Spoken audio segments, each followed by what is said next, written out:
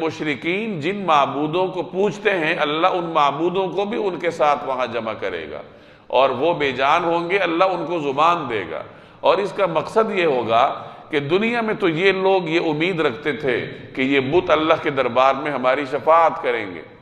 یہ تو بارہا آپ کے سامنے بات آ چکی ہے گزشتہ دروس میں کہ اہل مکہ ایک اللہ کے قائل تھے جس نے کائنات کو پیدا کیا ہے، جس کا ذکر اگلی آیات میں بھی آ رہا ہے، لیکن وہ یہ سمجھتے تھے کہ یہ جو بت ہیں اللہ نے اختیارات ان میں بانٹ رکھے ہیں، اور یہ خدا کے دربار میں اللہ کے دربار میں ہماری شفاعت کریں گے، اور ان کی سفارش بہر صورت قبول کی جائے گی۔ تو وہ تو اس امید میں تھے کہ یہ ہماری شفاعت کریں گے، اور وہاں صورتحال الٹ ہو جائے گی کہ وہ انکار کر دیں گے کہ ہم نے تمہیں کب کہا تھا کہ ہماری عبادت کرو، تم تو ہماری عبادت نہیں کرتے تھے، اور اگر کرتے بھی تھے تو ہم تو تمہاری عبادت سے بے خبر تھے۔ جیسے ایک جگہ اللہ جل جلالہ اور حضرت عیسیٰ علیہ السلام کا مکالمہ مذکور ہے کہ اللہ تعالیٰ حضرت عیسیٰ علیہ السلام سے فرمائے گا اَأَنْتَ قُلْتَ لِلنَّاسِ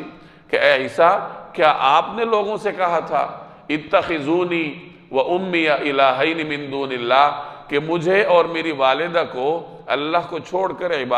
معبود بناؤ، کیا آپ نے ان لوگوں سے کہا تھا؟ تو حضرت عیسیٰ علیہ السلام عرض کریں گے سبحانک کہ آپ کی شان پاک ہے، آپ کی ذات پاک ہے، ما یکون لی ان اقول ما لیس لی بحق کہ میں یہ کیسے کہہ سکتا ہوں کہ یہ کیسے ہو سکتا ہے کہ میں ایسی بات کروں جس کا مجھے کرنے کا حق ہی نہ ہو۔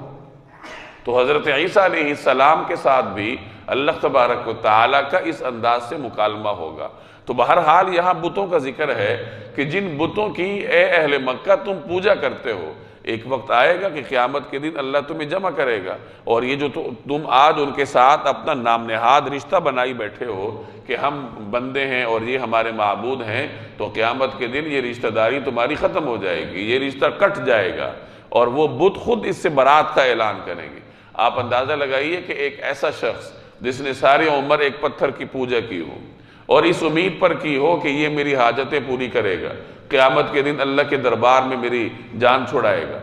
ساری زندگی وہ اس کی عبادت کرتا رہا، اس کے ساتھ عقیدت رکھتا رہا، اور کل قیامت کے دن وہی اس کی عبادت سے مکر جائے، تو اس وقت